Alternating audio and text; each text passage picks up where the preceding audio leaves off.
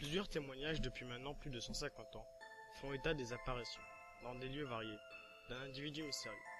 Son nom connu dans des milieux restreints, à travers certains documents, est Zambar Klesrovi. On ne sait pour quelle raison ce nom n'est plus connu du public que dans certaines petites villes de Moravie, ni pourquoi il ne peut être rattaché à aucune sonorité connue dans les langages humains. Les premiers témoignages avérés ont été recueillis dans les années 1130 par le français Nicéphore Niepce, inventeur de la photographie. En effet, si ces précieux clichés, premiers de l'histoire, sont pour la plupart conservés comme des reliques saintes par les musées et collectionneurs, un petit nombre a été mis de côté par des personnes compétentes, pour les raisons que je vais tenter d'éclaircir. Niepce, donc, aurait reçu des commandes suspectes, peu après avoir obtenu les premiers résultats positifs. Il est à noter que son invention datée de 1827 avait mis du temps à se faire connaître, voie dans laquelle son associé Daguerre se montra autrement plus habile, au point que ce dernier fut longtemps considéré comme le véritable inventeur de la photo. Avant que la vérité éclatât au cours du XXe siècle, ces commandes apparaissaient donc comme des exceptions.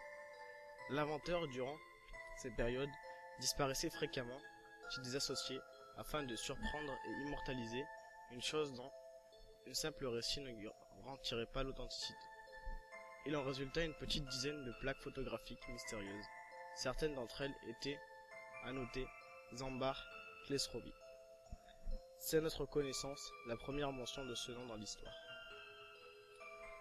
Rappelons que les films utilisés du temps de Niepce, à base de sel d'argent, avaient un temps d'exposition très long, rapprochant les 20 minutes dans certains cas.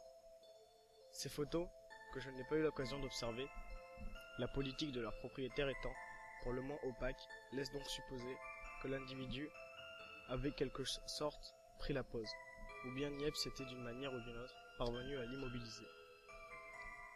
Une photo connue de Zambar Klesrovi.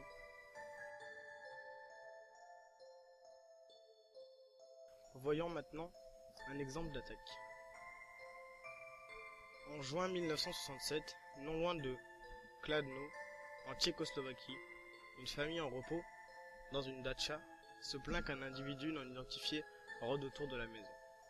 On le voit la plupart du temps immobile dans les fourrés, entourant les jardins fixant des habitants, de ses yeux vides, pour disparaître aussi soudainement qu'il est apparu. Chaque apparition laisse après la surprise un profond malaise à celui qui en est témoin. Le manège dure bien 10 jours, durant lesquels l'angoisse des membres de la famille ne cesse de grandir. Toutefois, il ne songe à appeler les forces de l'ordre qu'après que le fils de 16 ans ait mis mystérieusement fin à ses jours. La police se poste alors à l'affût pour surprendre l'homme. On ignore encore dans lesquelles circonstances précises, mais le suspect est abattu quelques heures après, à proximité du pavillon. Les policiers décrivent un homme de grande taille, habillé d'un pardessus noir, coiffé d'un chapeau. La face arbore un large bec, informe et deux profondes orbites, dissimulant des yeux de verre jaune inexpressifs. Le corps disparaît durant son transport à la morgue. Le père, cadre du parti, s'appliquera à étouffer très vite l'affaire.